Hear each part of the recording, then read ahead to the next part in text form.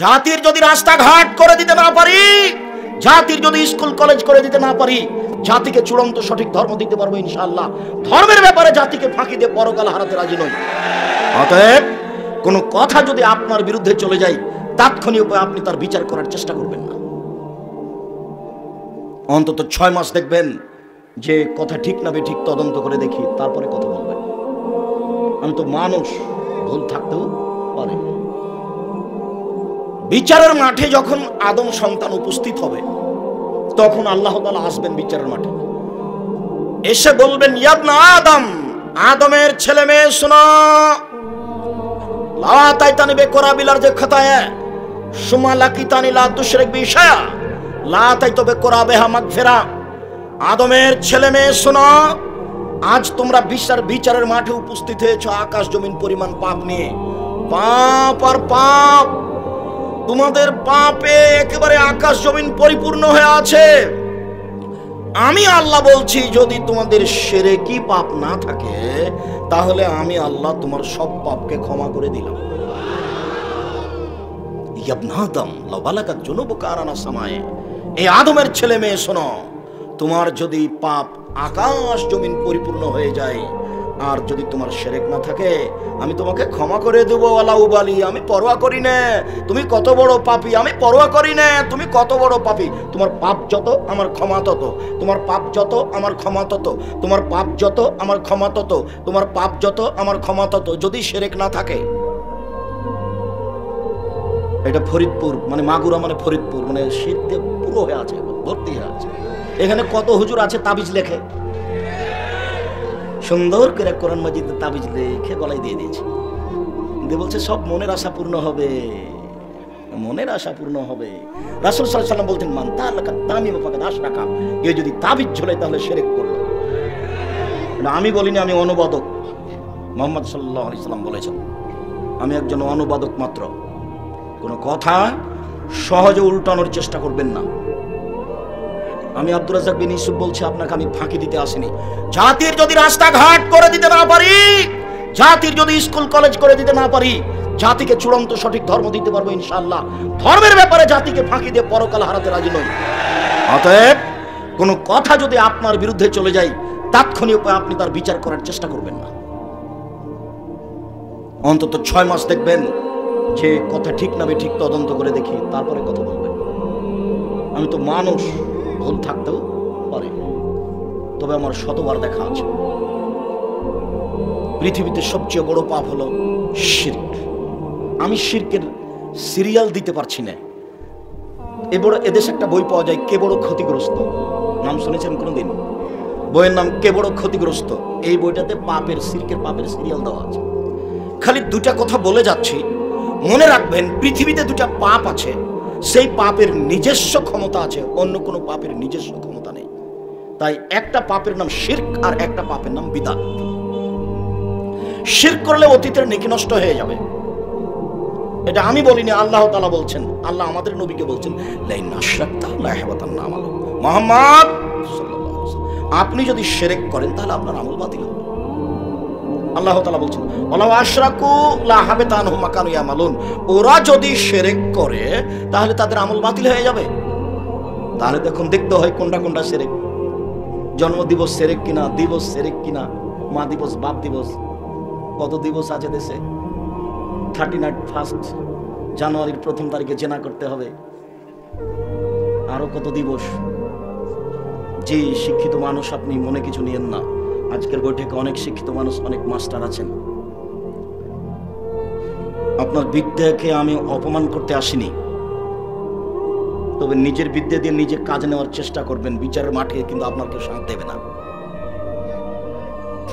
আপনি হোশিয়ার মানুষ, শিক্ষিত মানুষ, মঞ্চে বসে আছেন, আপনাকে আমি কষ্ট দিতে রাজি নই, তবে আপনি মনে রাখবেন, বিচার কিন্তু স্বাভাবিকভাবে হবে না। বিচার মাঠের একটা গতি হলো, মানুষের কর্মকে দেখানো হবে। মিসকাল যারাতিন খায়রান ইয়ারা, মিসকাল যারাতিন শাররান ইয়ারা।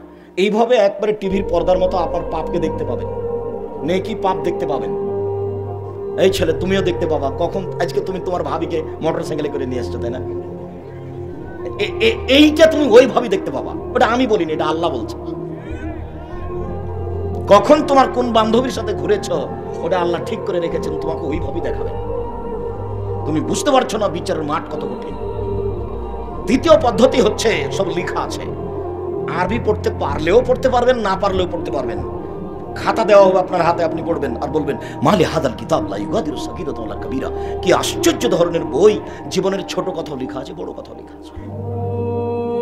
আরেকটা পদ্ধতি, চারটা পদ্ধতি, আপনার পদ্ধতিটা আপনাকে অপরাধী প্রমাণ করা হবে। আরেকটা পদ্ধতি, ইয়াউমাইযিন তুহাদ্দিসু আখবারাহা, পৃথিবীতে যা কিছু ঘটছে, মাটি হচ্ছে সবচেয়ে অত্যাধুনিক যন্ত্র। পৃথিবীর জন্মের দিন একে এমন ভাবে যন্ত্র রেডি করে রেখে দিয়েছে যে ভেঙে যাওয়া পর্যন্ত সব কথা ধরে রাখছে। বিচারের মাঠে সব মাটি top top top top top top করে কথা বলবে জীবনে যা করেছে। আল্লাহ বলছেন ইয়াউমাইযিন তুহাদ্দিসু আখবারাহা, কোথায় তুমি তোমার চাচাতো বোনের সাথে অন্যায় করেছো, মাটি সেদিন টপ টপ করে বলে দিবে। কোথায় তুমি অশ্লীল কাজে লিপ্ত হয়েছো, কোথায় তুমি সুদের অঙ্ক লিখেছো, ঘুষের অঙ্ক লিখেছো, মাটি ওটা ধরে রেখেছে। আল্লাহ বলছেন top top top top top top করে সব বলে দিবে। 4, আল ইয়াউমা নাখতিমু আলা আফওয়াহিহিম, বিচারের মাঠে আমি মুখগুলি সিলাই করে দেবো। হাতে কথা বলবে, পা বলবে হাত তুমি ঠিক বলেছো। অবাক, আপনার হাতে আপনার বিরুদ্ধে কথা বলবে, পা তখন আপনার বিপক্ষে সাক্ষী দিয়ে বলবে হাত তুমি ঠিক বলেছো। 4টা পদ্ধতিতে আপনাকে অপমান করা হবে। সেই দিন কেউ আপনার সাথ দিবে না। অতএব সমাজের কাছে মাথা নত করে অল্প সময়ের জন্য সম্মান কেনার চেষ্টা করবেন না, যা হবে হবে। সমাজের কাছে মাথা নত করে অল্প সময়ের জন্য সম্মান কেনার চেষ্টা করিয়েন না। এই ছেলে, তোমার মা ভদ্র ঘরের মহিলা, তোমার নানা হাজি মানুষ, তোমার দাদা চৌধুরী মানুষ, এদেশের মাগুরা জেলার সম্মানী মানুষ। তোমার দাদাও হজ করেছে, আর তোমার মা নির্বাচনে দাঁড়িয়ে বলছে ভাইয়া আসো, ভাইয়া আসো, চা খেয়ে যাও, ভাইয়া আসো। তোমার মা এত পচে গেল কি করে? তোমার মা লোককে চা খেতে ডাকে, ভাইয়া আসেন চা খেয়ে যাও। ছি ছি ছি। তোমার বাপ নানাও তো ভালো মানুষ, তোমার দাদাও তো ভালো মানুষ, তোমার মা এত পচে গেল কেন? তোমার মা কি চায়, এতে কি করতে চায়? তোমাদের দেশে হিন্দু মেয়ে নাই, ওই দাঁড়ায় দে, ওই নির্বাচনে যায়, তোমার মা কেন? শুনুন, পৃথিবীতে 2টি পাপ আছে, যেই পাপের মাধ্যমে আল্লাহকে অপমান করা হয় তার নাম শিরক। যেই পাপের মাধ্যমে নবীকে অপমান করা হয় তার নাম বিদআত। পৃথিবীতে 2টা পাপ আছে যার নিজস্ব ক্ষমতা আছে। শিরক করলে অতীতের নেকি নষ্ট হয়ে যায়, বিদআত করলে ইবাদত কবুল হয় না। বিদআত করলে ইবাদত কবুল হয় না। বিদআত করলে ইবাদত কবুল হয় না। বিদআত করলে ইবাদত কবুল হয় না। বাপ মারা গেছে, ছেলে ধনী মানুষ, ঢাকায় চাকরি করে, গরু জবাই করে দিয়ে সবাইকে খাওয়াইয়েছে দেশবাসীকে। খালা ফুফু বলছে বেটা তোর তো টাকা পয়সা আছে, বেটা তোর বাপ মারা গেল, একটু মানুষকে খাওয়ালি না বেটা। তো বাপের নামে যেটা করছেন ওটা তো সাদকা, ওইটা তো মানুষের ময়লা, ওটা তোমার বাপের গায়ের ময়লা, ওইটা শুধু ফকির মিসকিন খাবে। তো তোমার আর এক চাচা এসেছে 5 কোটি টাকা দামের গাড়ি চড়ে, সে এই ময়লা খাবে কি করে? হ্যাঁ বেটা, খাবে কি করে? তুমি বেটা মাস্টার ডিগ্রি পাস মূর্খ হয়ে গেছো, তার জন্য ধর্ম মূর্খ হয়ে গেছে বেটা। ধর্মকে পাগল পেয়েছো। 40 দিনের দিন তুমি গরু জবাই করলে কেন? তার মানে তুমি শিরক করেছো। তুমি তোমার বাপের নামে সবাইকে গরু খাইয়ে বিদআত করেছো। তুমি শিরক করেছো, তুমি বিদআত করেছো, তুমি শিরক করেছো, তুমি বিদআত করেছো। আমি আব্দুর রাজ্জাক বিন ইউসুফ বলছি, কিয়ামত পর্যন্ত আর বয়স পর্যন্ত সময় থাকলো মরা মানুষের নামে গরু ছাগল জবাই করে খাওয়াই দিতে হবে। এটা প্রমাণ হয়ে গেলে আমি আব্দুর রাজ্জাক বিন ইউসুফ জিন্দেগি তার কোনোদিন কথা বলবো না। বাপ মরে গেছে, কিছুই যদি বলতে না পারো তাহলে বলবা আল্লাহ আমার বাপকে ক্ষমা করো, এটাই তোমার বাপের জন্য অনেক। কিছুই যদি জানা না থাকে তো কবরের পাশে গিয়ে বলবে আসসালামু আলাইকুম, আল্লাহ তুমি আমার বাপকে ক্ষমা করো, এটাই অনেক। আর যদি পারো তো ফকির মিসকিনকে টাকা দাও, আর যদি পারো তো অসহায় মানুষকে কাপড় কিনে দাও, আর যদি পারো তো ভালো আকীদার প্রতিষ্ঠানে একটু পানির ব্যবস্থা করে দাও। 2টা পথ, একটা মুখে দোয়া, একটা হলো অর্থের দান। অর্থের দান যেন গরু জবাই করে দিয়ে সবাইকে খাওয়া দিতে হবে, ওটা তো সাদকা। সবাই খাবে কি করে? কথা মনে হয় আমি বুঝাতে পারি না। সাদকা কে খাবে? ফকির মিসকিন খাবে, নয় ধনী মানুষটা খাবে। রাসূল সাল্লাল্লাহু আলাইহি সাল্লাম একদিন রাস্তা দিয়ে হাঁটছিলেন, একটা খেজুর পেয়ে নিয়েছেন। তখন বলছেন লাউলা আন্নী আখাফু আন তাকুনা মিনাস সাদাকা লাকানতুকা। ও খেজুর, যদি আমার সন্দেহ না হতো যে তুমি সাদকার হতে পারো, তাহলে আমি মুহাম্মদ সাল্লাল্লাহু আলাইহি সাল্লাম তোমাকে খেয়ে নিতাম। কিন্তু আমার সন্দেহ হচ্ছে যে তুমি সাদকার খেজুর হতে পারে, আমি এই জন্য তোমাকে খাচ্ছি না। হুসাইন রাদিয়াল্লাহু তাআলা আনহু সাদকার খেজুরের পাশে বসেছিলেন, একটা খেজুর নিয়ে মুখে দিয়ে দিয়েছেন।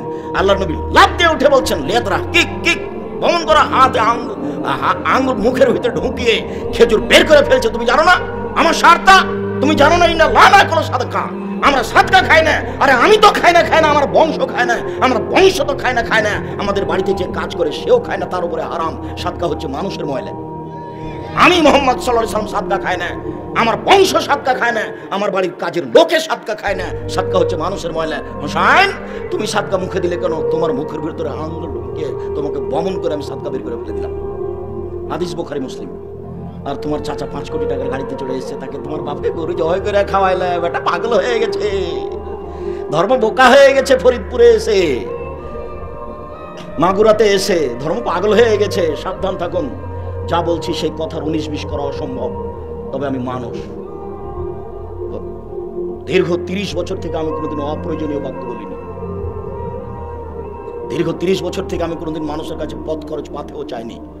যদি কোনোদিন প্রমাণ হয়ে যায় যে আব্দুর রাজ্জাক সাহেব পথ খরচ পাথেও চেয়েছিল, সেদিন থেকে আমি জাতির সামনে কথা বলবো না। দীর্ঘ 30 বছর থেকে আমি কোনোদিন আমার পরিচয় দিইনি। যে বিজ্ঞাপন পোস্টারে লিখে দিবেন যে আমি অমুক অমুক, আমি পরিচালক, এটা যদি কেউ প্রমাণ করে দিতে পারে, আমি জাতির সামনে কথা বলবো না। আমাকে যখন চাপ দিয়ে বলেছে যে কি লিখবো কাগজে, তখন আমি বলেছি আমার নাম আব্দুর রাজ্জাক আর আমার বাপের নাম ইউসুফ, বাপ বেটা মিলে আব্দুর রাজ্জাক বিন ইউসুফ। এর চেয়ে আমি বেশি বলিনি। বেশি প্রমাণ হয়ে যায় যদি, আমি কথা বলবো না জাতির সামনে। আল্লাহে আল্লাহর কসম, আল্লাহে আল্লাহর কসম, আল্লাহে আল্লাহর কসম, আপনাকে আমি ধর্মের নামে ফাঁকি দিতে আসি। বিদাত নেকির কাজ। এই যে করলেন, বাপের নামে গরু জবাই করে দিলেন, এটা বিদাত। নির্ধারিত দিনে করলেন, এটা শিরক। ওই দিনে করলেন কেন? ওই দিনে কি আছে? শিরক বেদাত দুইটা পাপের নিজস্ব ক্ষমতা আছে। শিরক বেদাত দুটাই মানুষের ধারণায় নেকির কাজ। গাড়িটা মাগুরা থেকে ছুটেছে ঢাকা যাবে, বারবার কন্ট্রাক্টরকে বলছে ড্রাইভার মাজারে 10টা টাকা দাও গো, মাজারে 10টা টাকা দাও। মানে ড্রাইভারের মাথায় কাজ করছে যে মাজারে 10টা টাকা দিলে গাড়িটা অ্যাক্সিডেন্ট হবে না। তার মানে মাজার তার গাড়িকে রক্ষা করতে পারবে। মাজারে যে কি হচ্ছে সেটাই বোঝে না, আগে পিটিয়ে একাকার করে দিল মনে হয়। আর এখানেও ঢং দেখাচ্ছে যে মাজারে টাকা দিলে রক্ষা হবে। মাজারে কে আছে আপনি নিজেই তো জানেন না। মাজারে যে আছে সে বেঁচে গেছে, তার কি প্রমাণ আপনার কাছে? একজন সাহাবী, মহিলা সাহাবী উসমান ইবনে মাজুনের প্রশংসা করেছিলেন, খুব পরহেজগার মানুষ দেখে। তখন রাসূল সাল্লাল্লাহু আলাইহি ওয়াসাল্লাম বলছেন, আল্লাহে, আল্লাহর কসম, তুমি একজন মহিলা মানুষ একজন মানুষের প্রশংসা করলে কিভাবে? আমি জানি না বিচারের মাঠে আমার সাথে কি করা হবে। লা আদরি মা ইউফালু, আমি মুহাম্মদ সাল্লাল্লাহু আলাইহি ওয়াসাল্লাম বলতে পারছি না বিচারের মাঠে আমার সাথে কি করা হবে। আর তুমি তার প্রশংসা করে দিলে মানে? ওর সাথে আল্লাহ কি করবে আমি তো বলতে পারছি না। অথচ উনি একজন সাহাবী, আপনার পীরের চেয়ে কয়েক কোটি গুণ উপরে আছে। একজন সাহাবীর প্রশংসা করতে দিলেন না আল্লাহর নবী, যে আমার কি হয় সেটা আমি জানি না, আর আপনি ওই পীরের মাজারে গিয়ে সিজদা করলেন আর অনেক কিছু চাইলেন, হয়ে গেল। আপাতত সংক্ষিপ্ত শিরকের 2-1টা বাক্য শেষ করলাম। অনেক শিরক এদেশের মাটিতে আছে। তামার বালা, তামার আংটি, বালা, ঘড়ি জাতীয় বালা যদি এখনো হাতে থাকে, অষ্টাধাতুর আংটি, তাহলে খুলে দিবেন। যদি রাখা অবস্থায় মারা যান তাহলে জাহান্নাম হবে, আর খুলে দিয়ে মারা গেলে জান্নাত হতে পারে, আশা করা যায়। কোনো প্রকার আংটি, কোনো প্রকার মাদুলি, কোনো প্রকার বালা, কোনো প্রকার তাবিজ নিয়ে সকাল করবেন না, এই বৈঠক থেকে দাঁড়াবেন না, আগে খুলে ফেলে দেন। যদি এখনই মরে যান জান্নাত হতে পারে ইনশাআল্লাহ। আপনি শিরক মুক্ত অবস্থায় মারা যাবেন। রাসূল সাল্লাল্লাহু আলাইহি ওয়াসাল্লাম বলছেন, ইনজাহা, এই বালা খুলে ফেলো, ওয়ালাইন মুত্তা, তুমি যদি মারা যাও, ইয়া আলাইকা, এই বালা যদি তোমার হাতে থেকে যায়, মা ফালাতা ইয়াউমাল কিয়ামা, তাহলে তুমি বিচারের মাঠে জান্নাত পাবা না, তোমার জন্য জাহান্নাম হবে। কোন প্রকার বালা মালা এগুলো সব রাখা হবে না, যাতে সুবিধা হয়, যাতে হাতের ব্যথা ভালো হয়। হাতের ব্যথা যদি অষ্টাধাতুর আংটিতে হয়, তো উনি লন্ডন থেকে ডাক্তারি পাস করে আসলেন, উনি কি কলা করবেন? সবই যদি আপনার তাবিজ দেওয়া হবে, সবই যদি তাবিজ দেয়, তো ডাক্তার এখন কি করবে? সম্মানিত দিনী ভাই বোন, মহিলাদের ব্যাপারে 2টা বাক্য বলে আমরা আগিয়ে যাচ্ছি। যে যেখানে আছেন দিনী মুসলিম বোন, একটু খেয়াল করবেন। এই মেয়ে, গল্প করছো কেন? তুমি একটা মেয়ে মানুষ, তুমি লজ্জাবোধ করো না? এখানে দিনের আলোচনা শুনতে এসে তুমি গল্প করো কি করে? তোমার গায়ে ফ্যাশন বোরকা কেন? এই মেয়ে, তোমার গায়ে ফ্যাশন বোরকা কেন? তোমার বাপ দেখে না? তোমার বাপের একটু লজ্জা হয় না? তোমার মা দেখে না? তোমার মায়ের একটু লজ্জা হয় না? তোমার একটু লজ্জা হয় না? তোমার গায়ে ফ্যাশন বোরকা কেন? তুমি নিজেকে মুসলিম মেয়ে মনে করলে এই বোরকা বাড়িতে গিয়ে আগুন দিয়ে জ্বালিয়ে দিবা। শোনো, কথা রক্ষা করো। ফ্যাশন বোরকা দিয়ে তুমি জান্নাত লাভ করতে পারো না, ভুল হিসাব। 3 শ্রেণীর নারী জান্নাতে যাবে, 3 শ্রেণীর মানুষ জান্নাতে যাবে না। 3 শ্রেণীর মানুষ জান্নাতে যাবে না। 3 শ্রেণীর মানুষ জান্নাতে যাবে না। এক, মধুমিনুল খামর, যারা নিয়মিত বিড়ি, তামাক, জর্দা, সিগারেট, গুল, নেশাদার দ্রব্য খায়, পান করে, তারা জান্নাতে যাবে না। এক, যারা নিয়মিত বিড়ি, তামাক, জর্দা, সিগারেট, গুল, নেশাদার দ্রব্য খায়, পান করে, তারা জান্নাতে যাবে না। ওখান থেকে পাশ থেকে হুজুর বলছেন, আপনি তো বক্তব্য দিচ্ছেন আব্দুল রাজ্জাক সাহেব, আপনাকে কিছু বলতে পারছি না। তো জর্দা যে হারাম, তার প্রমাণ কি? আমিও বলছি যে প্রমাণ কি, তো একটু বলি তাহলে, যেহেতু আপনার জানা আছে। আল্লাহ নবী বললেন, মাস কারা কাসিরহু ফাকালিলুহু হারাম, যে জিনিস বেশি খেলে বিবেকের ক্ষতি হবে তার এক কণাও হারাম। তো আপনি একটু হাফ কেজি জর্দা খান তো এখন দেখি। খবরদার, না বুঝে মুখ খুলবেন না, চুপ থাকবেন, লজ্জাটা ধীরে উঠে চলে যাবে। আর মনে মনে বলবেন, আল্লাহ তুমি জর্দা ছেড়ার তৌফিক দান করো, আল্লাহ তুমি জর্দা ছেড়ে দেওয়ার তৌফিক দান করো। মুখ খুলবেন না কারোর সামনে, দেখাবেন না যে জর্দা মাকরু। মাকরু মানে খারাপ। আপনি খারাপ খান আর আমাদের ইমামতি করেন? আপনি খারাপ খেয়ে ইমামতি করেন কি করে? তওবা করেন যে আমি আর জর্দা খাবো না। সম্মানিত দিনী ভাই বোন, যারা বলেছে বিড়ি, তামাক, জর্দা, সিগারেট, গুল যে হারাম মদ, তার প্রমাণ কোথায়? ও বুঝতে ভুল করেছে। মুহাম্মদ সাল্লাল্লাহু আলাইহি ওয়াসাল্লাম এমন একটা বাক্য বলে দিয়েছেন যে বাংলাদেশ, সৌদি আরব, কুয়েত, কাতার, সৌদি আমেরিকা, লন্ডন, চীন, জাপান, সারা পৃথিবী জুড়ে চলবে। সেটা হলো এই, যে জিনিস বেশি খেলে বিবেকের ক্ষতি হয় তার কম হারাম। এটা রাসূলের বাক্য। এক বাক্য দিয়ে সারা পৃথিবীকে একবারে নামিয়ে দিয়েছে। সম্মানিত দিনী ভাই বোন, জরুরি কথা 2, রাজলাতু মিনান নিসায়ে, পুরুষের বেশধারী নারী জান্নাতে যাবে না। যারা পুরুষের জুতা স্যান্ডেল পরে, যারা পুরুষের শার্ট প্যান্ট পরে, যারা পুরুষের পোশাক পরে, তারা জান্নাতে যাবে না। এই মেয়ে, তোমার পায়ে যে জুতা আছে ওটা তো পুরুষের জুতা, মেয়েদের জুতা তুমি খুঁজে পাও না? সম্মানিত দিনী বোন, আপনাকে আমি অপমান করতে আসিনি, আপনাকে সম্মান করি, আপনাকে আয়েশার মতো মনে করি, আপনাকে খাদিজার মতো মনে করি, আপনাকে আমি মূল্যায়ন করতে চাই। আপনি পুরুষের পোশাক পরা ত্যাগ করুন। ওইসব নারী জান্নাতে যাবে না যারা পুরুষের পোশাক পরে, যারা পুরুষের জুতা, স্যান্ডেল, শার্ট, প্যান্ট পরে, তারা জান্নাতে যাবে না। আমি অনুবাদক মুহাম্মদ সাল্লাল্লাহু আলাইহি ওয়াসাল্লাম এভাবে বলেছেন। 3, রাজলাতু মিনান নিসায়ে দায়ুস আল্লাযী ইউকাররু ফি আহলিয়াসাল খাবাসা, যে তার বাড়িতে বেহায়াইর সুযোগ দিয়েছে সে জান্নাতে যাবে না। বাপ চলে গেছে 3 চিল্লায় লন্ডনে, বেটি ঢাকা বিশ্ববিদ্যালয়ে পড়ে, আর একজনের সাথে ঘুরে হুজুর জান্নাতে যাবে। 3 শ্রেণীর মানুষ জান্নাতে যাবে না। তার এক শ্রেণীর মানুষ আছে যার বাড়িতে বেহায়াই আছে, যার স্ত্রী ইসলামী পোশাক পরে রাস্তাঘাটে বের হয় না, যার মেয়ে ইসলামী পোশাক পরে রাস্তাঘাটে চলে না, সেই দায়ুস, তাকে জাহান্নামে যেতে হবে। হজ করলেও, তাহাজ্জুদ পড়লেও, চিল্লা দিলেও কোনো পথ নেই। বিচার বিচার। আর যেদিন বিচার হবে সেদিন কেউ কথা বলতে পারবে না। আল ইয়াউমা লা তামলিকু নাফসুন লিনাফসিন শাইআ ওয়াল আমরু ইয়াউমাইযিন লিল্লাহ। আজ কোন মানুষের কোনো উপকার করতে পারবে না। একচ্ছত্র মালিকানা আমার হাতে থাকবে। আইনাল জব্বার আইনাল মুতাকাব্বির। আজ কিয়ামতের মাঠে স্বৈরাচারী, স্বেচ্ছাচারী, অহংকারী, বদ মেজাজের কোথায়? আনা মালিকুল আমলাক, আমি হচ্ছি রাজাধিরাজ। এই বাক্যগুলি ঘোষণা দিয়ে বিচার শুরু হবে। আপনি বিচারের মাঠকে সাধারণ মনে করিয়েন না। একটু কবরের শাস্তির বক্তব্যটা একটু শুনে দেখেন। কবর যত কঠিন, কিয়ামত তার চেয়ে অনেক বেশি কঠিন। কিয়ামত যত কঠিন, জাহান্নাম তার চেয়ে অনেক অনেক অনেক বেশি কঠিন। কি দিয়ে বুঝায় আপনাকে আমি কিয়ামত কত কঠিন? সম্মানিত দিনী ভাই বোন, সম্মানিত বোন, আপনার জন্য জরুরি কয়েকটা কথা। 4টে কাজ যদি আপনি করতে পারেন তাহলে আপনি জান্নাতের যে কোনো দরজাতে ঢুকতে পাবেন। 4টে কাজ। 1, সালাত খামসাহা, 5 ওয়াক্ত সালাত আদায় করবেন। 2, সমাত সাহারাহা, রমজান মাসের সিয়াম পালন করবেন। 5 ওয়াক্ত সালাত আদায় করলো, রমজান মাসে সিয়াম পালন করলো। ওয়াতাত বালাহা, স্বামীকে মেনে চললো। 3, 4, আহসানাত ফারজাহা, জেনায় লিপ্ত হলো না। এই 4টে কাজ যদি আপনি করতে পারেন তাহলে জান্নাতের সব দরজা খোলা। 1, 5 ওয়াক্ত সালাত আদায় করবেন। 2, রমজান মাসে সিয়াম পালন করবেন। 3, স্বামীকে মেনে চলবেন, তিতা লাগলেও মিঠা লাগলেও। বুঝে নিলাম আপনার স্বামীর মুখ খুব খারাপ, যখন তখন আপনাকে অকথ্য ভাষায় গালি দেয়, এইভাবে কষ্ট করে সংসার করতে করতে 3-4টা বাচ্চা হয়ে গেছে, কেন আপনি তার সাথে 2 মাস 3 মাস থেকে কথা বলছেন না? এটা ঠিক নয়। যতই খারাপ লাগুক, শরীর হাতকে, নিজের অন্তরকে একবারে পাথর দিয়ে চাপা দিয়ে তার কথা সহ্য করে এই সংসার করুন, আপনার জন্য ভালো হবে।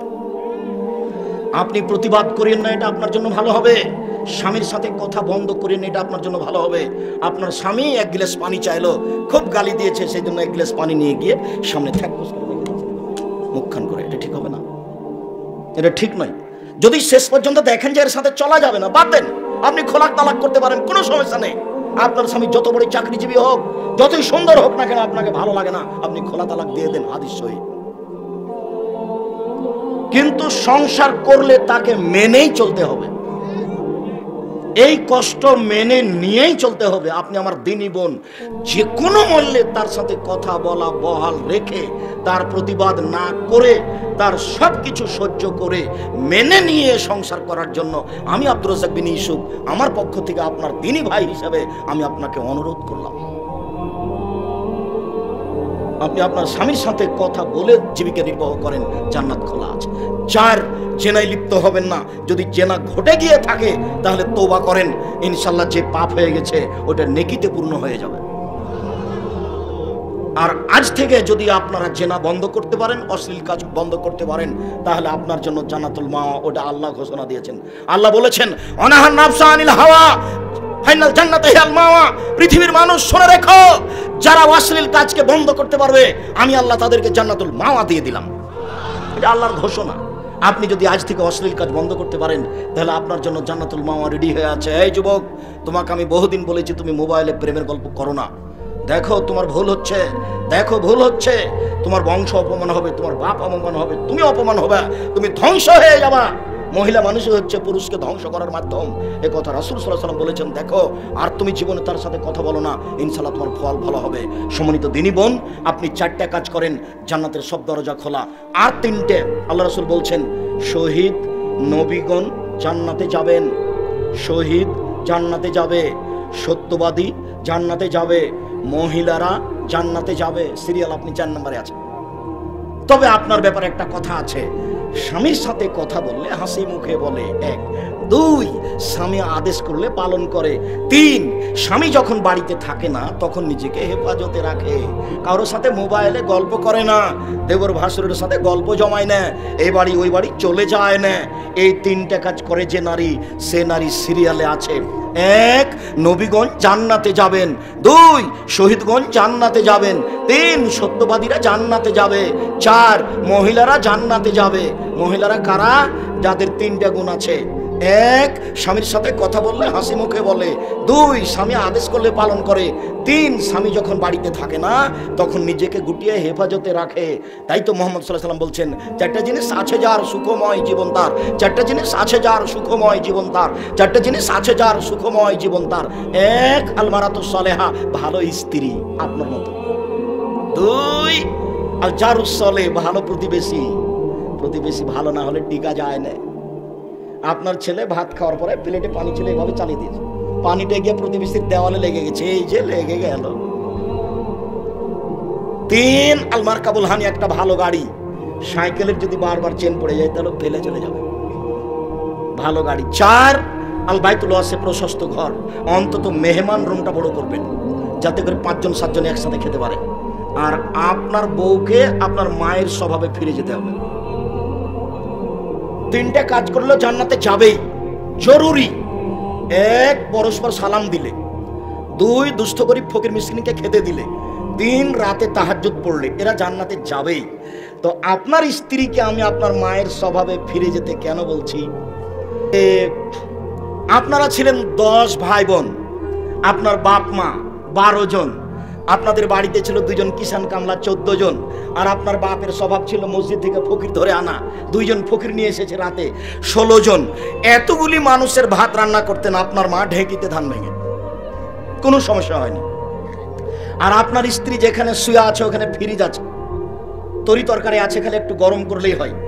আপনি রাতে মেহমান নিয়ে এসেছেন মসজিদ থেকে ধরে নিয়ে এসে বলছেন, খালেদা একটু উঠো, তরকারি গরম করে দাও। হ্যাঁ, তুমি জায়গা পাও না, তুমি মেহমান নিয়ে এসেছো রাত্রে, হোটেলে খাওয়ালি নাস্তা পারলাম, একদিন ধমক দিলে আর আনতে পারবেন না, সাহস হবে না। সেদিন দেখলেন যে মসজিদের কোন একটা লোক বসে আছে, ধরে নিয়ে গেলেন, ধরে নিয়ে গিয়ে বউ খুব ধমক দিল। আর একদিন মসজিদ থেকে যাচ্ছেন যে কোন একটা লোক বসে আছে, তখন মনে মনে বলছেন না রে, নিয়ে যাব না, নিয়ে যাব না, এটা কঠিন। আর ওই সময়তে আপনার মায়ের বয়স 80 বছর, ওইদিকে শুয়েছিল, তাড়াহুড়া করে এসে বলছে থাকবে না বউ, মাকে উঠেছে না বেটা, আমি তরকারি গরম করে দিচ্ছি, তুই মেহমানকে খাওয়া। 80 বছর বয়স আপনার মায়ের। শুনুন, আমি বউ তালাক দিতে বলিনি, তবে দেখে শুনে পরিবর্তন করতে হবে, এই কথাই ঠিক। কেননা আপনার স্ত্রীকে আপনার মায়ের স্বভাবে ফিরে যেতেই হবে। ভুলেও কোনোদিন 150 চাল রান্না করবেন না, 200 করবেন না। আপনার মা 1 কেজি 5 কেজি করতেন, আপনি হাফ কেজি 1 কেজি করবেন। সারাদিন মেহমানে খাবে, আপনারা খাবেন, ফকিরে খাবে, রাতে গরুতে খাবে। 150 কেন চাল রান্না করলো আপনার স্ত্রী? দুপুরে মেহমান এসে তখন স্ত্রী বলছে কি করবে, এইটুকু ভাত যদি দিই মেহমানকে তো তাহলে শেষ হয়ে যাবে। এক কাজ করো, চানাচুর বিস্কুট দেবি, দেখুন দুপুরে চানাচুর বিস্কুট দিতে হবে। বউকে মায়ের স্বভাবে ফিরে যেতে হবে, জরুরি ঘোষণা। আপনার জন্য একটা কথা বলে আমরা আলোচনায় চলে যাচ্ছি। স্বামী হিসাবে 5টা কাজ করতে হবে। 1 আতেবা মাতায়মতা, যে মানের খাচ্ছ বউকে সে মানের খাওয়াবা। 2 ফাকসুয়া মাত্তা সাইতা, যে মানের কাপড় পরো বউকে সে মানের পরাবা।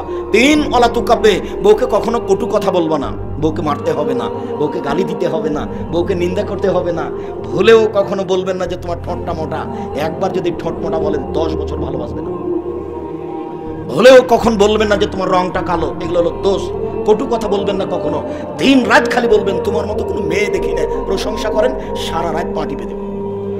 একটু প্রশংসার ভিখারি, মুখটা একটু সামলে রাখবেন, কটু কথা বলবেন না, নিন্দা করবেন না। এই কথা মুহাম্মদ সাল্লাল্লাহু আলাইহি ওয়াসাল্লাম বলছেন। সে বাপকে, শ্বশুর শাশুড়িকে গালি দিবেন না ভুলেও, ইনশাআল্লাহ সংসার সুন্দর হবে। 4 মুখের উপরে মারবেন না। 5 ওলা তাতরকা ইল্লা ফিল বাইতে, নিজের বাড়ি ছাড়া কোথাও যেতে দিবেন না। আপনার স্ত্রী চাচির বাড়ি যেতে পাবে না, খালার বাড়ি যেতে পাবে না, মায়ের বাড়ি যেতে পাবে না, জরুরি কারণ ছাড়া আপনার বাড়ি ত্যাগ করতে পাবে না। যদি যায়ও কোনো কারণবশত আপনার শ্বশুর বাড়ি, তাহলে আপনাকে সাথে যেতে হবে। ভুলেও কখনো বিবাহের বাড়িতে যেতে দিবেন না। বিবাহের বাড়িতে বউ গেলে স্বামীর সংখ্যা বেশি হয়ে যায়। বিবাহ ওটা কেটে দিবেন, পুরুষ মনে করবেন নিজেকে পুরুষ। আর বাড়িতে 44 ধারা জারি থাকবে, কার্ফিউ। এবারে কঠোর থাকবেন স্ত্রী এবং ছেলে মেয়ের উপরে, নরম হবেন না কখনো, নইলে তাহাজ্জুদ পড়ে টিকতে পারবেন না, ছেলে মেয়ের জন্য জাহান্নামে যেতে হবে।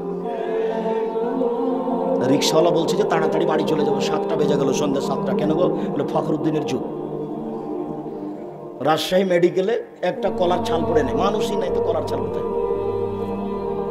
একটা লোক দেশের উপরে এভাবে ক্ষমতা প্রয়োগ করে, আর বাড়িতে একটা বউ আছে আর 3টা ছেলে আছে, তাই ক্ষমতা প্রয়োগ করতে পারে না? কাপুরুষ নাকি? কাপুরুষ নাকি? একবারে 24 ঘন্টা 44 দ্বারা জারি থাকবে বাড়িতে, তার নাম আপনি বাপ। আপনার কারণে পরিবেশ এরকম হয়ে আছে। আপনি বলেন ওই যে মেয়েটা ফ্যাশন বোরকা পরে আছে, ওর জন্য আমি দায়ী না আপনি দায়ী? জন্ম দিয়েছেন আপনি আর আমি দায়ী মানে? জি না। জন্ম দিলেন আপনি আর আমি দায়ী মানে?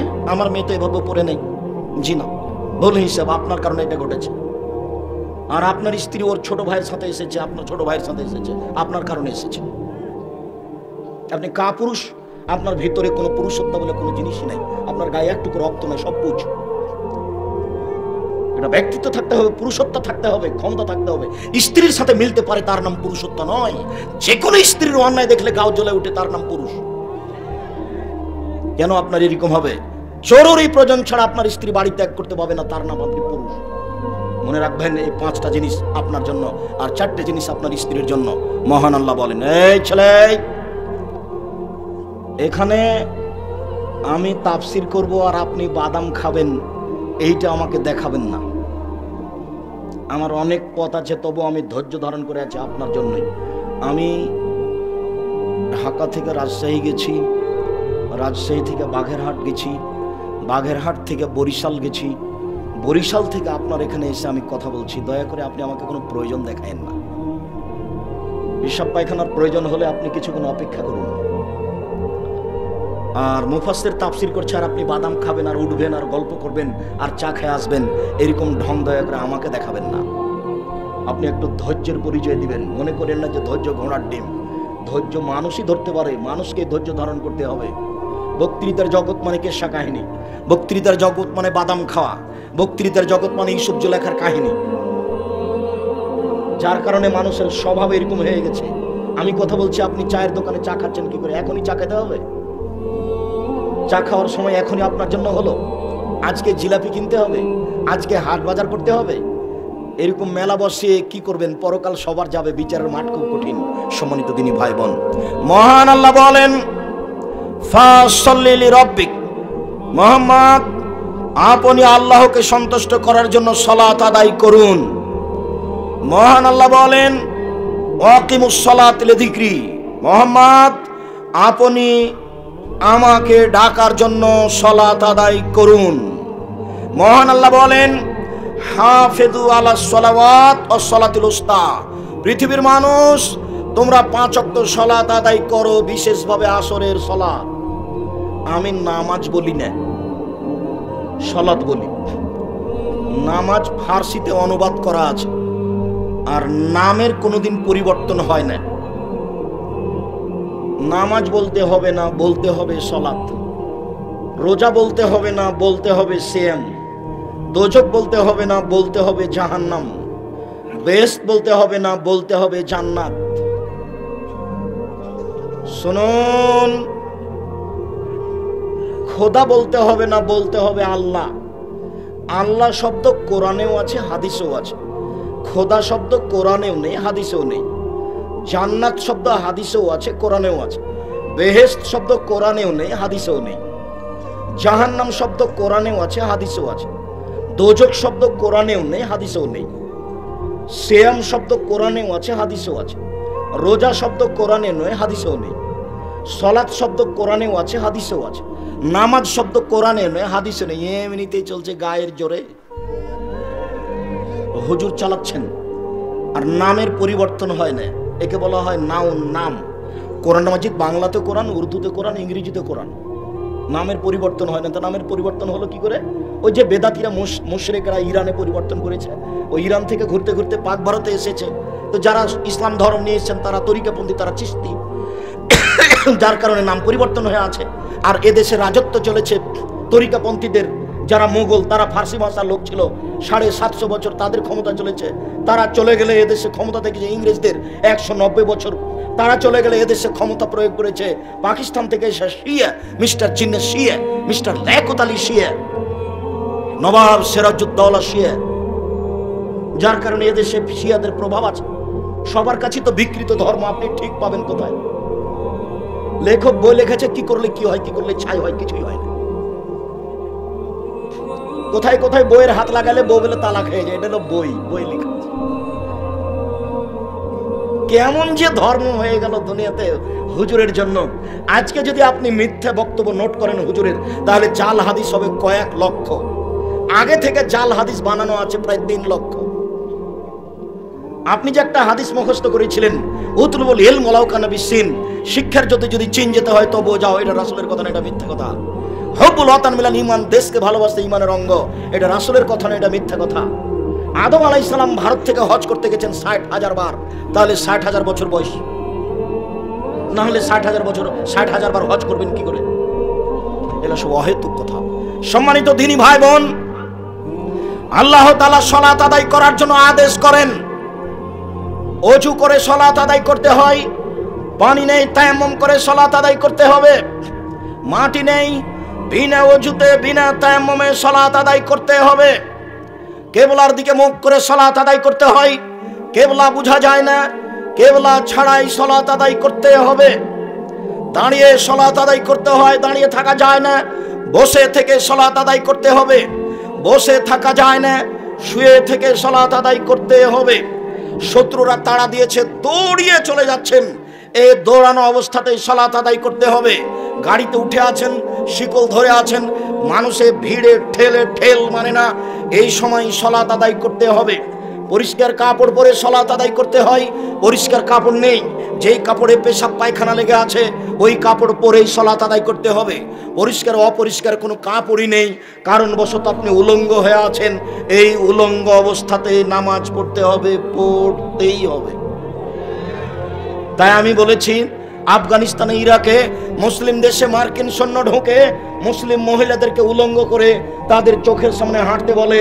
এই সময়ে যদি সালাতের টাইম হয়ে যায়, তাহলে উলঙ্গ অবস্থাতে এই মহিলাকে সালাত আদায় করতে হবে, করতেই হবে। পৃথিবীতে এমন কোনো পরিস্থিতি নেই যে পরিস্থিতিতে সালাত আদায় করতে হবে না। মানুষের জীবনে সবচেয়ে গুরুত্বপূর্ণ কাজ হলো সালাত আদায় করা। মানুষের জীবনে এর চেয়ে কোনো গুরুত্বপূর্ণ কাজ পৃথিবীতে নেই। বিরল ভিন্ন ধরনের ইবাদত হলো সালাত।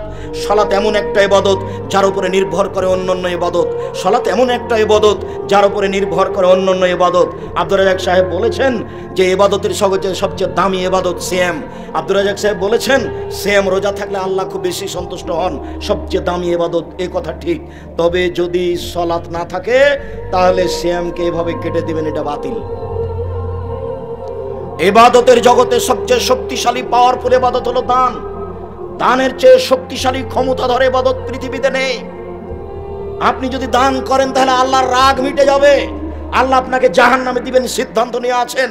আপনি 500 টাকা দান করলেন, তখন আল্লাহ বলছেন আচ্ছা আচ্ছা ঠিক আছে, নরম হয়ে গেছে দানের ক্ষমতা। আপনার মায়ের কবরের শাস্তি হচ্ছে আপনি 5000 টাকা দান করলেন, কবরের শাস্তি বন্ধ। আমি বলিনি, এই কথা মুহাম্মদ সাল্লাল্লাহু আলাইহি ওয়াসাল্লাম বলেছেন। রাসূল সাল্লাল্লাহু আলাইহি সাল্লাম বলেন পানি যেমন আগুনকে নিভাতে পারে, দান তেমন পাপকে নিভাতে পারে। বিচারের মাঠে যারা দান করবে তারা দানের ছায়াতলে থাকবে, যতক্ষণ পর্যন্ত বিচার চলবে ততক্ষণ পর্যন্ত দানের ছায়াতলে থাকবে। আমি অনুবাদক, মুহাম্মদ সাল্লাল্লাহু আলাইহি ওয়াসাল্লাম এভাবে বলেছেন। পৃথিবীতে সবচেয়ে শক্তিশালী ক্ষমতাধর ইবাদত হলো দান। এর পরেও যদি সালাত না থাকে তাহলে আল্লাহ দানের মতো ইবাদতকে কেটে দিবেন। এক ফোঁটা চোখের পানি আল্লাহর কাছে সবচেয়ে প্রিয়। এক ফোঁটা চোখের পানি আল্লাহর ভয় আল্লাহর কাছে যত প্রিয়, কোন ইবাদত আল্লাহর কাছে তত প্রিয় নয়। রাসূল সাল্লাল্লাহু আলাইহি সাল্লাম বলেন লা ইয়ালিজার রাজুলুন নারা বাকা মিন খাশিয়াতিল্লাহ হাত্তা ইয়ালিজাল লাবানু ফি দারে। গাভীর বাট ওলান থেকে চাপ দিয়ে দুধ বের করে ভিতরে ঢোকানো যায় না, যেমন আল্লাহর ভয়ে কাঁদে যে সে জাহান্নামে যাবে না তেমন। গাভীর বাট ওলান থেকে দুধ বের করে ভিতরে ঢোকানো যায় না, যেমন আল্লাহর ভয়ে কাঁদে যে সে জাহান্নামে যাবে না তেমন। আল্লাহর ভয়ে এক ফোঁটা চোখের পানি আল্লাহর কাছে অনেক অনেক অনেক প্রিয়, বিনিময় জান্নাত। কিন্তু সালাত যদি না থাকে তাহলে ইবাদতকে আল্লাহ কেটে দিবেন, ইবাদত টিকবে না, কোনো ইবাদতই টিকবে না। সালাত এমন একটা ইবাদত যার উপর নির্ভর করে অন্যান্য ইবাদত। অতএব সালাত আদায় করতেই হবে যে কোনো মূল্যে। সম্মানিত দিনী ভাই বোন, যারা সালাত আদায় করে না তারা কেমন? যারা সালাত আদায় করে না তারা কাফের। রাসূল সাল্লাল্লাহু আলাইহি সাল্লাম বলেন মান তারাকা সালাত মুতাআম্মিদান ফাকাদ কাফারা। কেউ যদি ইচ্ছাকৃত সালাত ছেড়ে দেয় তাহলে সে কাফের হয়ে গেল। রাসূল সাল্লাল্লাহু আলাইহি সাল্লাম বলেন বাইনাল আবদি ওয়া বাইনাল কুফরি তারকুস সালাহ। মুসলমান এবং কাফেরের মধ্যে পার্থক্য হচ্ছে সালাত ছেড়ে দেওয়া। আসহাবে মুহাম্মাদিন সাল্লাল্লাহু আলাইহি সাল্লাম লা ইয়ারা তারকু কুফরুন গায়রা সালাহ। নবীর সাহাবীগণ সালাত ছাড়া অন্য কোনো ইবাদত ছেড়ে দিলে কাফের মনে করতেন না। কেউ যদি সিয়াম রোজা না রাখতো তাহলে সাহাবীগণ বলতেন বড় পাপী, তবে কাফের বলতেন না। কেউ যদি যাকাত না দিত সাহাবীগণ বলতেন বড় পাপী, তবে কাফের বলতেন না। কেউ যদি সালাত আদায় না করত তাহলে সাহাবীগণ বলতেন এরা কাফের। রাসূল সাল্লাল্লাহু আলাইহি সাল্লাম বলেন উমিরতু নুকাতিলান নাস হাত্তা ইয়াকুলু লা ইলাহা ইল্লাল্লাহ ওয়া ইউকিমুস সালাহ। আমাকে আদেশ করা হয়েছে যে আমি লা ইলাহা ইল্লাল্লাহ বলতে বাধ্য করব এবং সালাত আদায় করতে বাধ্য করব, পিটিয়ে মারব না হয় মরব। আমাকে আদেশ করা হয়েছে পিটিয়ে আমি সালাত আদায় করাবো। এই হাদিসের ভিত্তিতে ইমাম আহমদ ইবনে হাম্বল বলেন কেউ যদি সালাত আদায় না করে তাহলে তাকে হত্যা করতে হবে। এই হাদিসের ভিত্তিতে ইমাম আবু হানিফা রাহিমাহুল্লাহ বলেন কেউ যদি সালাত আদায় না করে, অলসতা করে, তাকে জেলখানায় বন্দী করে পিটিয়ে সালাত আদায় করাতে হবে। এই হাদিসের ভিত্তিতে আরবি বিদ্বানগণ বলেন স্বামী নামাজ পড়ে স্ত্রী পড়ে না, স্ত্রী পড়ে স্বামী পড়ে না, তাহলে বিবাহ কেটে গেছে। চেয়ারম্যান লাগে না, মেম্বার লাগে না, খাতা কলম লাগে না, বিবাহ এমনিতেই গেছে। তারা আরো বলেছেন নামাজ পড়ে না এমন কোন ব্যক্তি মারা গেলে তার কবর মুসলমানের কবরস্থানে হবে না, ওকে ফেলে দিতে হবে শ্মশান ঘাটে। এই কথা আরবি বিদ্বানগণ এখন বলছেন। তাহলে সালাত আদায় না করলে মানুষের অবস্থা কি হয় তা আমাদের কাছে স্পষ্ট। পরের সংক্ষিপ্ত কথা, সালাত আদায় করে কিন্তু রাসূলের পদ্ধতিতে করে না, তাহলে কি হবে? মহান আল্লাহ বলেন ফাওয়াইলুল লিল মুসাল্লিন। যারা সালাতে অমনোযোগী, ঠিকঠাক করে সালাত আদায় করে না, ওরা ওয়াইল নামক জাহান্নামে যাবে। সালাত আদায় করার পরেও জাহান্নামে যাবে। রাসূল সাল্লাল্লাহু আলাইহি ওয়াসাল্লাম বলেন আসওয়া সারিক মা ইয়াসরিকু মিন সালাতিহি। সবচেয়ে খারাপ চোর যেই সালাত চুরি করে। সাহাবীগণ বলেন বুঝতে পারলাম না মানুষ সালাত কিভাবে চুরি করে। রাসূল সাল্লাল্লাহু আলাইহি ওয়াসাল্লাম বললেন মালা ইতিমরকু হলো সুজুদাহা। যে ব্যক্তি রুকু সিজদা ঠিকমতো আদায় করে না সে হলো সালাত চোর। আব্দুল্লাহ ইবনে শাকিক রাদিয়াল্লাহু তাআলা আনহু বলেন, হুযায়ফা রাদিয়াল্লাহু তাআলা আনহু একটা লোককে দেখলেন রুকু সিজদা ঠিক মতো করলো না, রুকুতে গেছে উঠে গেছে, সিজদাতে গেছে লাফ দিয়ে উঠে গেছে। এই আপনার ইমামের মতো গেল আর আসো আপনার ইমাম যেমন করে। তো হুযায়ফা রাদিয়াল্লাহু তাআলা আনহু বললেন, মাশাআল্লাহ, এই লোকটা সালাত আদায় করেনি, এই লোকটার সালাত হয়নি। আরো বললেন, লোকটা যদি মারা যায় তাহলে মুসলমান অবস্থায় মারা যাবে না, অথচ সালাত আদায় করেছে। একটা লোক মসজিদে ঢুকে সালাত আদায় করে আল্লাহ রাসূলকে সালাম দিল, তখন আল্লাহ রাসূল বলেন, সাল্লে ফাইনাকালাম তু সাল্লে, তুমি সালাত আদায় করো, তুমি করনি। লোকটি আবার সালাত আদায় করে আল্লাহ রাসূলকে সালাম দিল, আল্লাহ রাসূল বলেন, সাল্লি ফাইনাকালাম তু সাল্লি, তুমি সালাত আদায় করো, তুমি সালাত আদায় করনি। লোকটি আবার সালাত আদায় করে আল্লাহ রাসূলকে সালাম দিল, তখন আল্লাহ রাসূল বলেন, সাল্লি ফাইনাকালাম তু সাল্লি, তুমি সালাত আদায় করো, তুমি সালাত আদায় করনি। তখন লোকটি বলছে, আল্লিমনি কাইফা উসাল্লি, কিভাবে সালাত আদায় করতে আপনি বলে দেন, এর চেয়ে আমি ভালো করে সালাত আদায় করতে পারবো না। ঘটনা হলো এই যে আল্লাহর নবী তাকে বললেন না, হ্যাঁ সালাত আদায় করেছো তবে খুব একটা ভালো হয়নি, এই কথা বলেননি। বললেন যে তুমি সালাত আদায় করনি, অথচ লোকটা কয়বার সালাত আদায় করেছে? তিনবার। আর আপনি বলছেন অত নিয়ম কানুন বাদ দেন তো, নিচে বাঁধুক হাত আর উপরে বাঁধুক হাত, দেখেন যে নামাজটা পড়ছে কিনা। সরাসরি বুখারী মুসলিমের হাদিসের বিরোধী এই কথা। ভুল হিসাব। সালাত একজনের নিয়মে পড়তে হবে যার নাম মুহাম্মদ সাল্লাল্লাহু আলাইহি সাল্লাম, তাছাড়া আপনার সালাত হবে না, এ কথাই চূড়ান্ত। সম্মানিত দ্বীনী ভাই বোন, সালাত 3 ভাগে বিভক্ত। ওযু হচ্ছে 1 ভাগ, রুকু হচ্ছে 1 ভাগ, সিজদা হচ্ছে 1 ভাগ। এই 3 ভাগের যে কোনো একটা ভালো না হলে 3 ভাগের 1 ভাগ নেকি কাটা যাবে। 2টা ভালো না হলে 3 ভাগের 2 ভাগ নেকি কাটা যাবে। 3টাই যদি ঠিক না হয় তাহলে সব নেকি কাটা যাবে, 1 নেকিও হবে না। রাসূল সাল্লাল্লাহু আলাইহি ওয়াসাল্লাম বলেন, যে ব্যক্তি ঠিক মতো সালাত আদায় করে না ও বিচারের মাঠে ফেরাউনের সাথে থাকবে। পৃথিবীতে সবচেয়ে বদ খারাপ মানুষ হলো ফেরাউন। অনেকে আল্লাহ দাবি করেছে, তবে ফেরাউনের মতো কেউ দাবি করেনি। Charles Darwin, Hume, Hegel, Lenin, Karl Marx, Engels, আব্রাহা, আবুল আহাব, আবু জাহাল, দাকেনস, ডিকেটিস, সক্রেটিস, নমরুদ, ফেরাউন, সাদ্দাদ, কারুন, অনেকেই আল্লাহ বলে দাবি করেছে, তবে ফেরাউনের মতো নোংরা দাবি কেউ করেনি। ফেরাউনই বলেছে, আনা রব্বুকুম আলা, আমি হচ্ছি তোমাদের সবচেয়ে বড় প্রতিপালক। ফেরাউনই বলেছে, লাইনিত্তাখাস্তা ইলাহান গায়রি লাজালান্নাকা মিনাল মাসজুনিন, মূসা আমাকে বাদ দিয়ে অন্য কাউকে আল্লাহ বললে আমি তোমাকে জেলখানায় বন্দী করে দিব। ফেরাউনই বলেছে, মালাম তুলাকুম মিন ইলাহিন গায়রি, মূসা আমি ব্যতীত তোমাদের আর কোনো আল্লাহ আছে এ কথা আমি জানি না। যখন ওই মিশর জাদুঘরে ঢুকলাম, তখন আর একজন সাথে আছে মাহমুদ। ঘুরছি, আমি বলছি, মাহমুদ এগুলো দেখে হবে না, ফেরাউন কোথায় আছে সেখানে চলো। বোঝা গেল যে 100 পাউন্ড টিকিট করে ভিতরে ঢোকা হয়েছে, ফেরাউনকে দেখার জন্য আরো 150 পাউন্ড লাগবে। তো সেটাই করে ভিতরে গেলাম, দেখি 12টা লাশ, পরে 19-20 সবই একটু পার্থক্য, আমি তেমন 19-20 বুঝতে পারি না। সবাই খালি বলছে যে হাজার ফেরাউন আল আসলি, এ হচ্ছে ফেরাউন আসলি, হাজার ফারা আল আসলি, এ হচ্ছে আসল ফেরাউন। একটু পার্থক্য বোঝা যায়।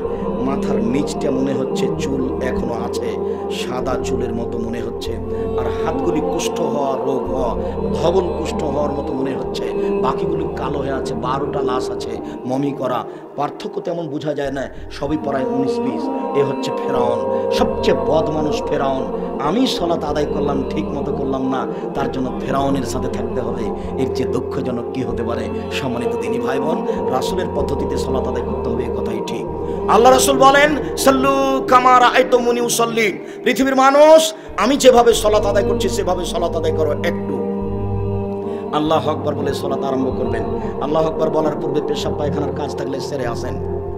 পেশাব পায়খানাতে বসার সময়তে বলবেন, আল্লাহুম্মা ইন্নী আউযু বিকা মিনাল খুবুসি ওয়াল খাবাইস। উঠার সময়তে বলবেন গোফরানাকা একবার। পানি খরচ করবেন পবিত্রতা অর্জনের জন্য। আগে ঢেল টিস্যু পেপার, পরে পানি, এ কথা মিথ্যে। মাগুরা, রাজবাড়ি, মাগুরা, শরীয়তপুর, মাদারীপুর, গোপালগঞ্জ, ফরিদপুর টয়লেটে ঢুকলে দেখি 1 গামলা টিস্যু। আগে ঢেল টিস্যু পেপার, তারপরে পানি। আমি আব্দুর রাজ্জাক বিন ইউসুফ সাধারণ খাদেম, আমি আমার জীবদ্দশায় কোনোদিন প্রমাণ করতে পারিনি। আপনি যদি প্রমাণ করতে পারেন তাহলে দেখেন, যেটা দিয়ে প্রমাণ করবেন সেটা মানুষের বানানো হাদিস।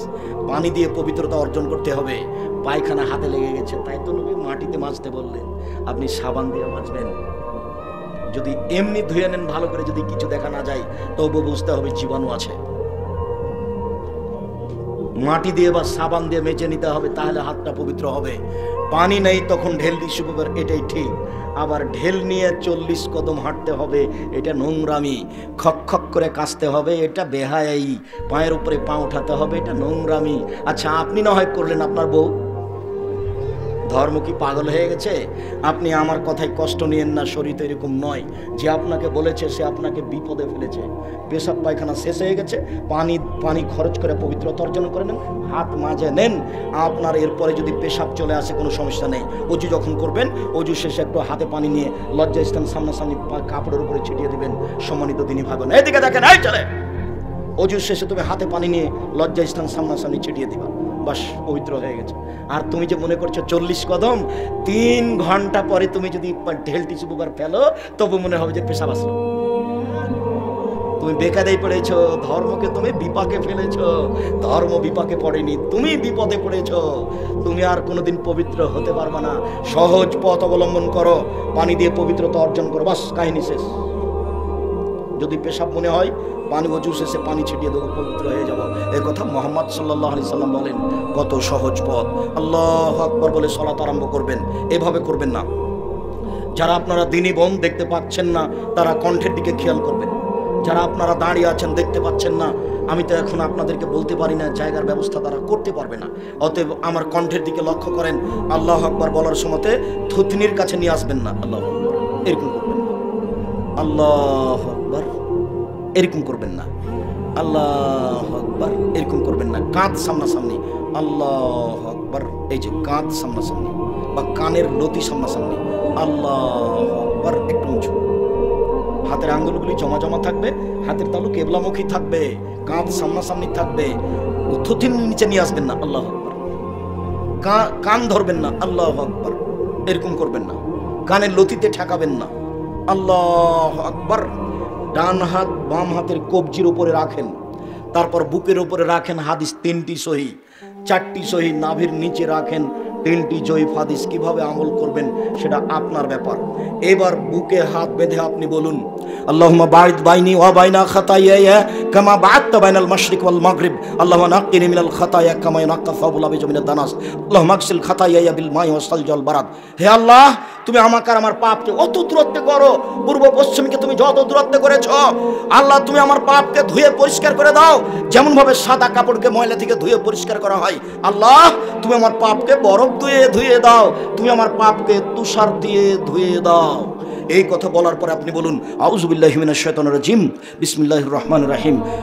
মারদুদ বিতাড়িত শয়তান থেকে বাঁচতে চাচ্ছি আল্লাহর নিকটে, পরম দাতা দয়ালুর নামে আরম্ভ করছি।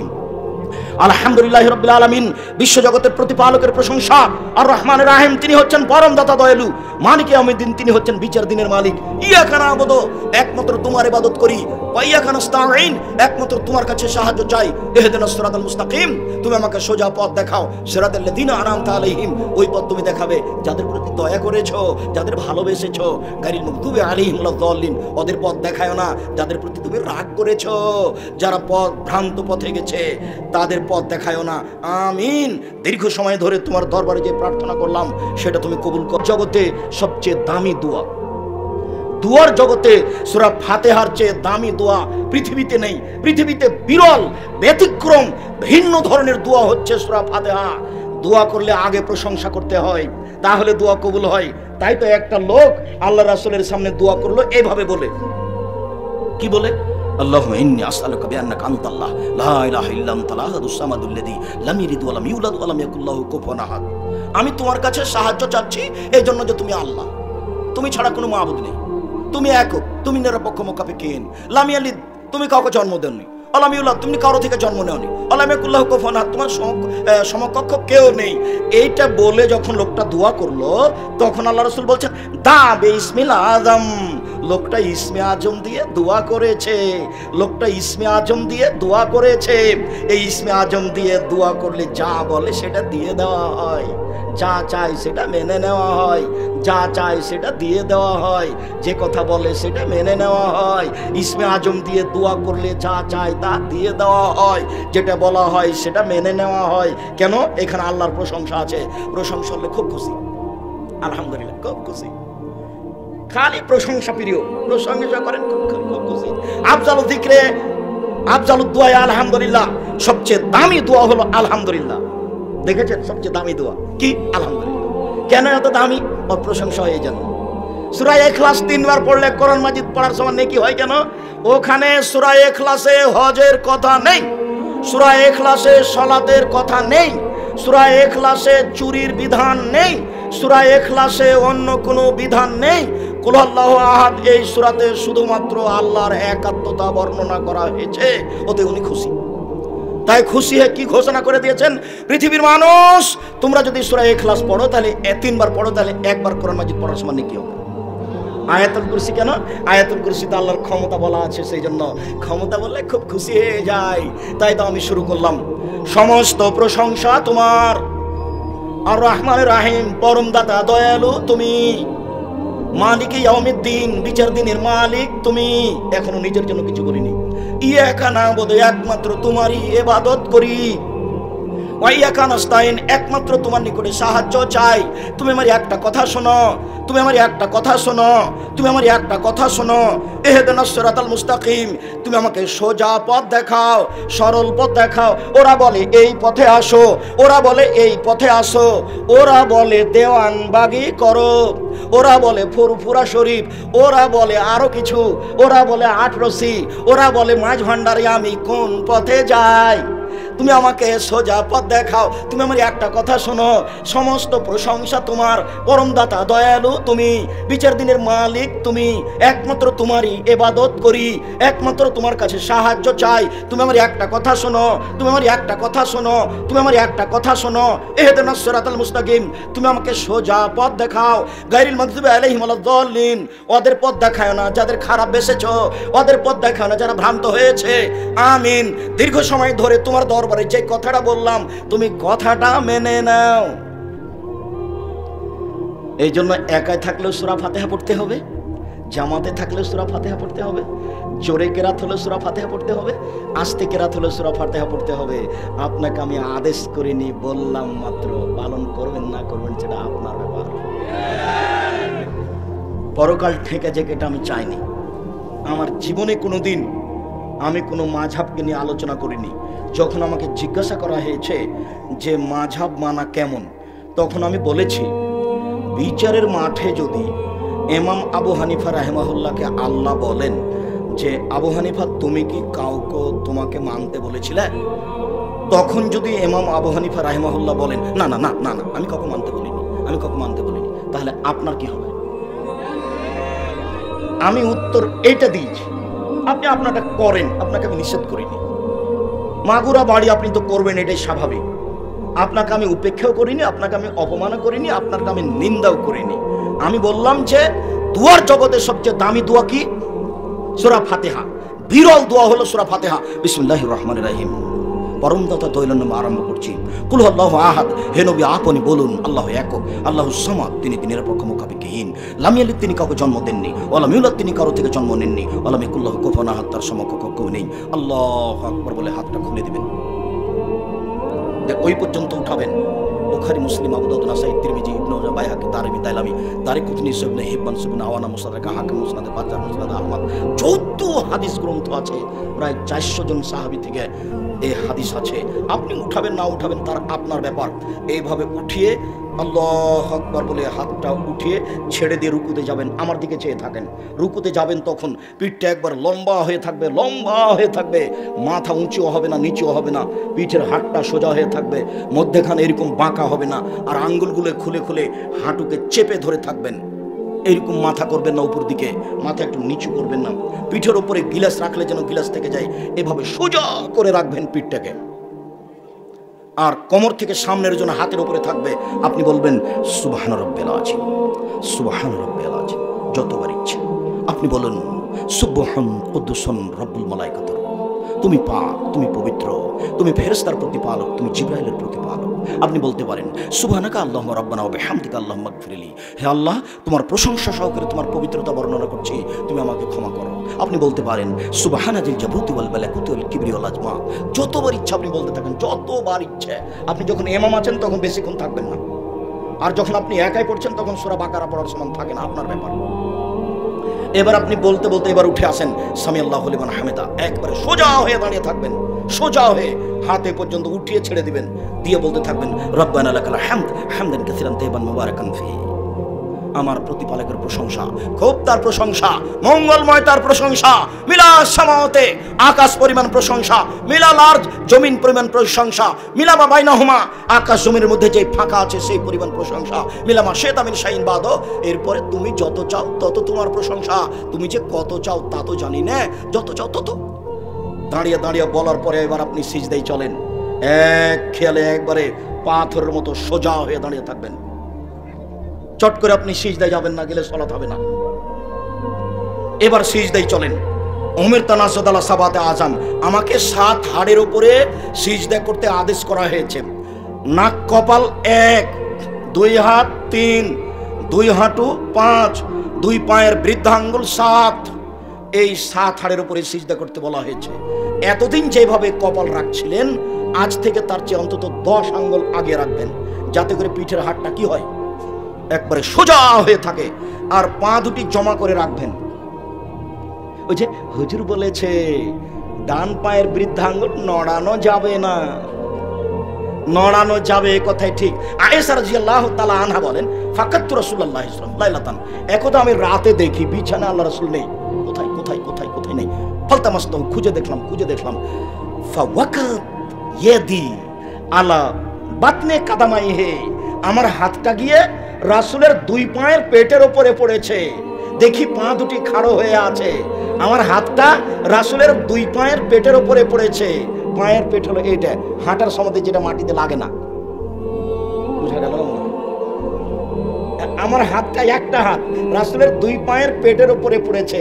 এবার বলেন তো, পা দুটা দিয়ে এরকম ফাঁকা হয়ে থাকে, তাহলে একখানা হাত কি 2 পায়ের পেটের উপরে যাবে?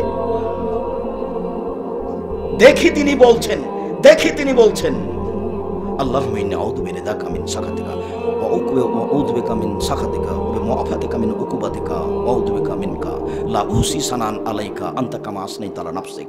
এই দোয়া পড়ছেন আপনি, এই দোয়া পড়তে পারেন।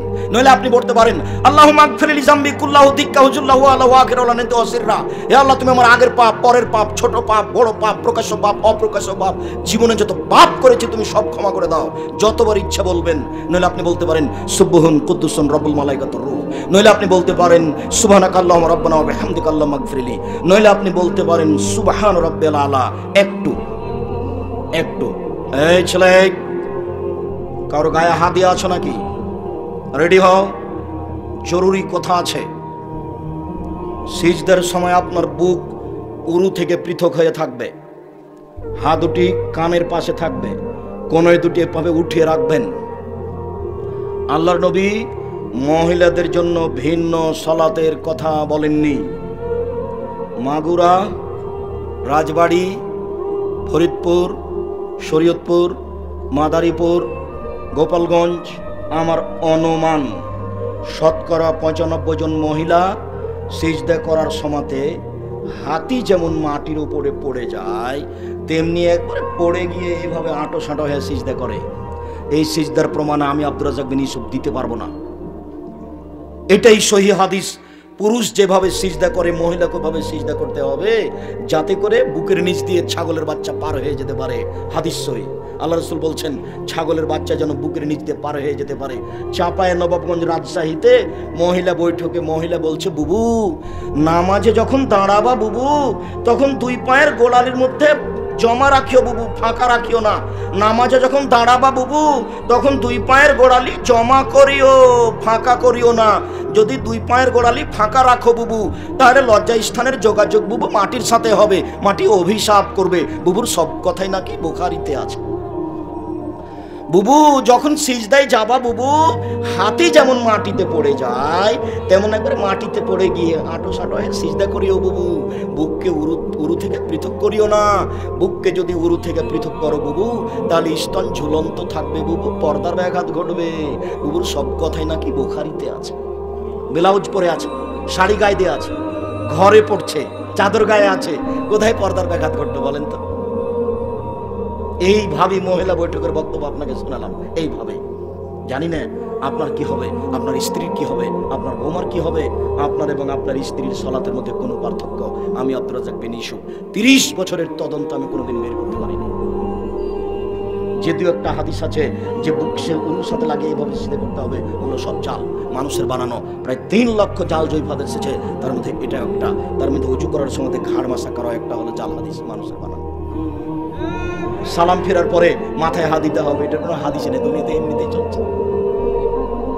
যেমন মিনহা খালাকনাকুম ওয়া ফিহা নুঈদুকুম ওয়া মিনহা নুখরিজুকুম তারাতান উখরা, এটা জাল হাদিসও নয়, এমনিতেই চলছে। যেমন আস্তাগফিরুল্লাহ রাব্বি মিন কুল্লি জামি ওয়া তুবু ইলাইহি, এটা কোনো হাদিস নয়, এমনিতেই চলছে। ধর্মতে চালু হয়ে গেছে, চলছে। শুনুন সম্মানিত দিনী ভাই বোন, আপনি সিজদা থেকে উঠে বলেন আল্লাহুম্মা মাগফিরলি ওয়ারহামনি ওয়াহদিনি ওয়াআফিনি ওয়ারযুকনি। এরপরে আপনি আবার সিজদা দেন, সিজদা থেকে উঠে আপনি আত্তাহিয়াতুর বৈঠকে বসেন, বা আরেক রাত এভাবে পড়ে যদি আত্তাহিয়াতুর বৈঠক হয় তাহলে বাম পায়ের পাতার উপরে বসবেন আর ডান পা খাড়ো করে রাখবেন। আর যদি সালামের বৈঠক হয় একটু, তাহলে সালামের বৈঠক হলে এই বাম পাকে ডান দিক দিয়ে বের করে দিবেন আর নিতম্ব পিছনকে মাটির উপরে রাখবেন। নিতম্ব পিছনকে মাটির উপরে রেখে দিয়ে বাম পাকে ডান দিকে বের করে দিয়ে নিতম্ব মাটির উপরে রেখে দিয়ে বাম হাতের আঙ্গুল জমা জমা করে হাঁটুর উপরে রাখুন, আর ডান হাতের আঙ্গুলে কনিষ্ঠ আঙ্গুল সহ দুইটা জমা করেন তো দেখি। এই ছেলে এই করো দেখি। তারপর তৃতীয় আঙ্গুলের নখের উপরে বৃদ্ধ আঙ্গুলের পেট রাখেন। যারা আপনারা দিনী বোন দেখতে পাচ্ছেন না তারা একটু দেখেন, ওই কনিষ্ঠ আঙ্গুল কুঁড়ে আঙ্গুল সহ তারপরেরটা দুইটা জমা করেন। তারপর তৃতীয় আঙ্গুলের নখের উপরে বৃদ্ধ আঙ্গুলের পেটটা রাখেন, গোলাকার করেন। এবার হাঁটুর উপরে রেখে দেন, অবিরাম নড়বে। ইল্লাল্লাহর সমাতে একবার আঙ্গুল উঠাতে হবে, এর প্রমাণে ভুয়া হাদিসও দুনিয়াতে নেই, এটা এমনিতে চলছে। উঠানো মানে তাকে আঘাত করা। আত্তাহিয়াতু লিল্লাহি ওয়াস সালাওয়াতু ওয়াত তাইয়্যিবাতু, সমস্ত ইবাদত আল্লাহর জন্য। আসসালামু আলাইনা আইয়ুহান নবিয়্যু, হে নবী আপনার উপরে শান্তি হোক, আমাদের উপরে শান্তি হোক। আশহাদু আল্লা ইলাহা ইল্লাল্লাহ, আমি সাক্ষ্য দিচ্ছি আল্লাহ ছাড়া কোনো মাবুদ নাই। ওয়া আশহাদু আন্না মুহাম্মাদান আবদুহু ওয়া রাসূলুহু, আমি সাক্ষ্য দিচ্ছি মুহাম্মদ আল্লাহ রাসূল তার বান্দা। আল্লাহুম্মা সাল্লি আলা মুহাম্মাদ ওয়া আলা আলি মুহাম্মাদ কামা সাল্লাইতা আলা ইব্রাহিম ওয়া আলা আলি ইব্রাহিম ইন্নাকা হামিদুম মাজিদ। হে আল্লাহ তুমি মুহাম্মদ সাল্লাল্লাহু আলাইহি ওয়াসাল্লাম এবং তার পরিবারের প্রতি শান্তি অবতীর্ণ করো, যেমনভাবে ইব্রাহিম আলাইহিস সালাম এবং তার পরিবারের প্রতি শান্তি অবতীর্ণ করেছো। তুমি প্রশংসনীয়, তুমি জ্ঞানী। আল্লাহুম্মা বারিক আলা মুহাম্মাদি ওয়া আলা আলি মুহাম্মাদ কামা বারাকতা আলা ইব্রাহিম ওয়া আলা আলি ইব্রাহিম ইন্নাকা হামিদুম মাজিদ। হে আল্লাহ তুমি মুহাম্মদ সাল্লাল্লাহু আলাইহি সাল্লাম এবং তার আহল পরিবার তার বংশধরের প্রতি বরকত নাজিল করো, যেমনভাবে ইব্রাহিম আলাইহিস সালাম তার আহল পরিবারের প্রতি বরকত নাজিল করেছো। তুমি হচ্ছ প্রশংসনীয়, তুমি জ্ঞানী। আল্লাহুম্মা ইন্নী যালামতু নাফসি যুলমান কাসীরা, হে আল্লাহ জীবনে খুব পাপ করেছি, ফাগফিরলি তুমি আমাকে ক্ষমা করো। মাগফিরাতাম মিন ইনদিক, ক্ষমা একমাত্র তোমার পক্ষ থেকে হয়ে থাকে। ওয়া রাহমনি ইন্নাকা আনতাল গাফুরুর রহিম, তুমি